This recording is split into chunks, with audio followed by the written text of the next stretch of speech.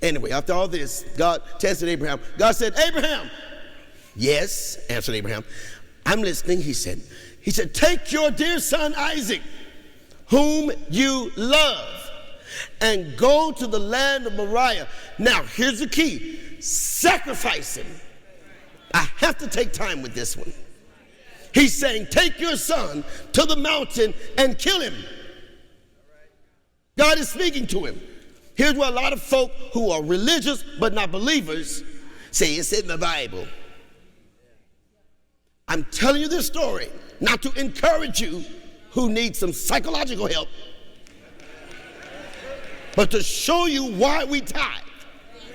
So God said, take him and sacrifice him there as a burnt offering on one of the mountains, and I'll point out to you when you get there. But just take the boy and start leaving. Abraham got up early in the morning and saddled his donkey. He took 2 of his young servants. Some deacons needed to see something they'd never seen before. So he got 2 servants and his boy, and he had split the wood of the offering, set out the place that God had directed him to, and on the 3rd day he looked up and he finally saw the place in the distance. Abraham saw, okay, so this is where you want me to do this. Yes. And so he told his 2 young servants, y'all stay here with the donkey, because God told me to go up here and kill my boy. You stay here with the donkey, and the boy and I are going over there to worship, and then we'll come back to you.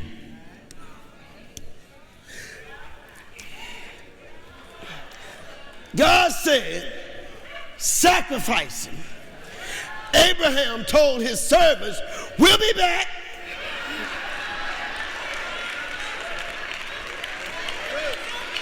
God said, give it up. Abraham said, we'll be back. He said that with his what? Words.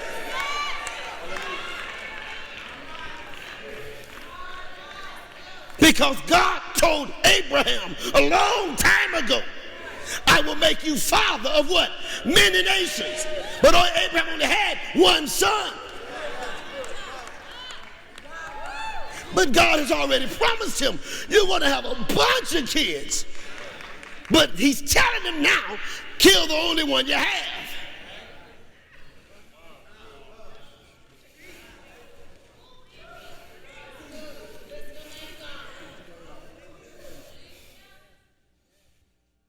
Can you handle any more of this? I sure can. Abraham didn't talk contrary to what God said. He didn't fuss about how much to give, like some of you are, dog, I don't understand. Every time you look around, they're asking for something. He didn't say that. He went about according to his covenant. He said, Lord, I know you told me to bring my son up here and to kill him. But I got a promise with you. I got a covenant with you, and I'm connected. Now, I know God. I know something. You told me I'm going to be the father of many nations, but you told me to sacrifice my boy. Now,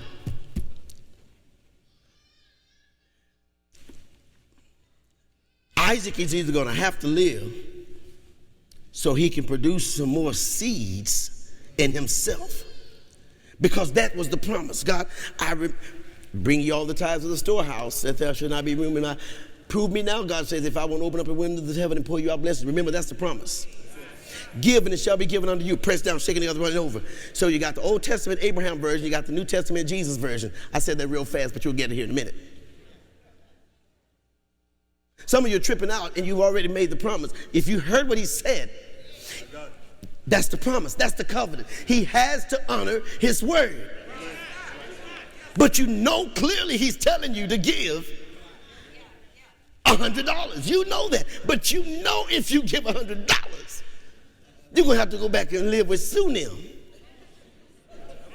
But he's already promised you your own apartment.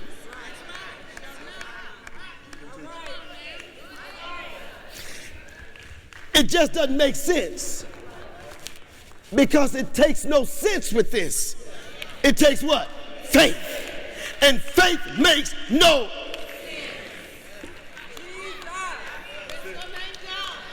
They've already prepared how they're going to destroy you. And you're celebrating how you're going to celebrate.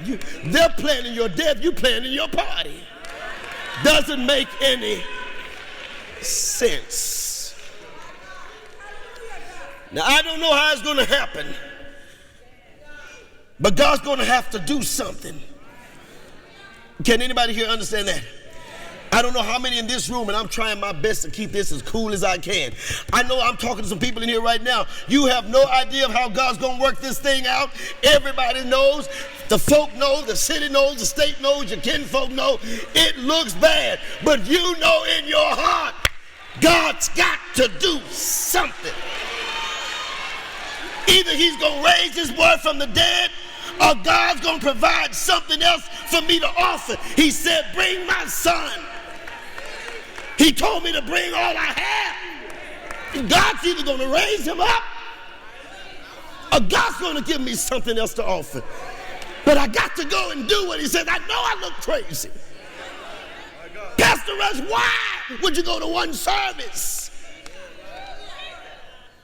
and crowd people out and make them not come? God will provide.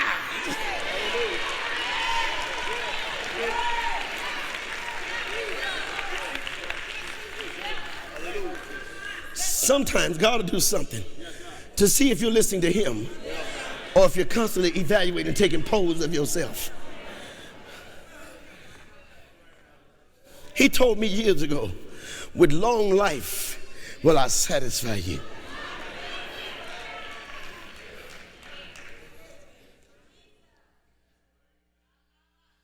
To the folk that don't like me when I wake up every morning, they stress out. I know of folk that get up in the morning just to see if I'm in the obituary. Abraham is saying, I don't know how this is going to end, but I'm in covenant. And God's got to come through because he promised me. How many of you have made that covenant with God for the next 90 days? Now, I don't know and you don't know how it's going to play out, but it's got to play out because you're in covenant with God. You're right now in day 9.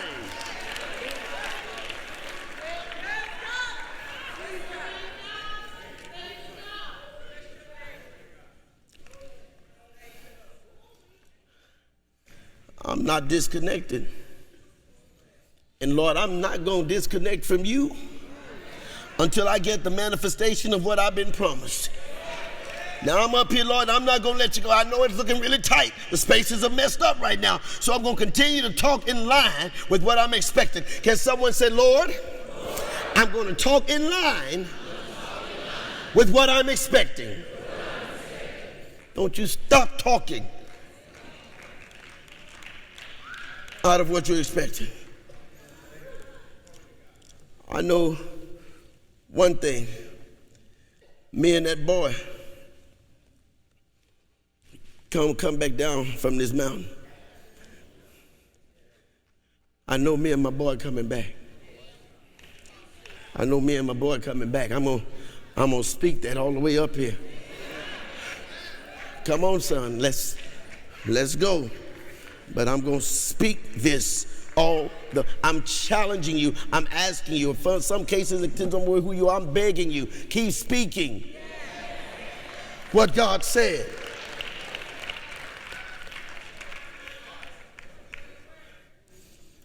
If you can't imagine it, you can't have it. Whatever you can imagine is what you're going to possess. Can I keep moving just a little bit further, y'all? Let's go on down to Genesis 22:6, still with the Message Bible. And so Abraham took the wood, now we know where they are, for the offering, and gave it to Isaac, his son, to carry. Took the wood to carry, took the wood to carry, took the wood to carry, took the wood. Repeat after me, say, must Jesus bear the cross alone? The cross was made out of what? Okay, just. I'm just, I'm giving you both chapters. So Abraham gave Isaac the wood to carry, because the wood is what Isaac is about to be laid on. Am I talking too long? Is it clear yet? Look at somebody and say, nah, I know. Say, hush, he's not finished yet. Okay, so he took it and he carried the flint and the knife. Okay, because you got to burn the wood, and flint is what they use, like, so he's got everything he needs. He needs the wood. He's got the wood. He needs the flint so the fire can catch on fire. Wood can catch on fire. He's got the flint. And needs the knife because he's going up there to do what? Sacrifice him. So we got the wood, we got the flint, and the knife. Everybody say wood, flint, and knife. Wood, flint, and knife. Oh my. Wood, flint, and knife. You got it, okay. And so the two of them went off together. Where are the rest of the boys? Waiting on them to come back. Isaac said to Abraham, his father, right about now, hey, Daddy. Yes, my son. We got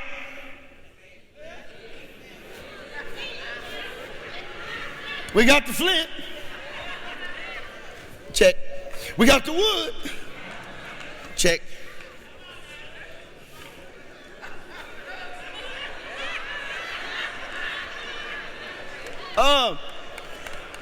Where's the thing we gonna kill?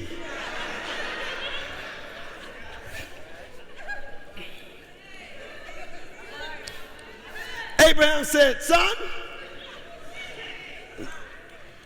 I'm gonna skip ahead. The Lord will provide. Okay, I just had to, if I was preaching, I'd hoop that. The Lord, no, but I'm not doing it right now. He said, son, God will see to it that there's a sheep for the burnt offering. Don't worry about that. Just keep walking with me.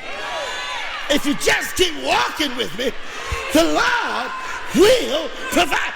God, I gave my offering, but I don't see what you say. The Lord will.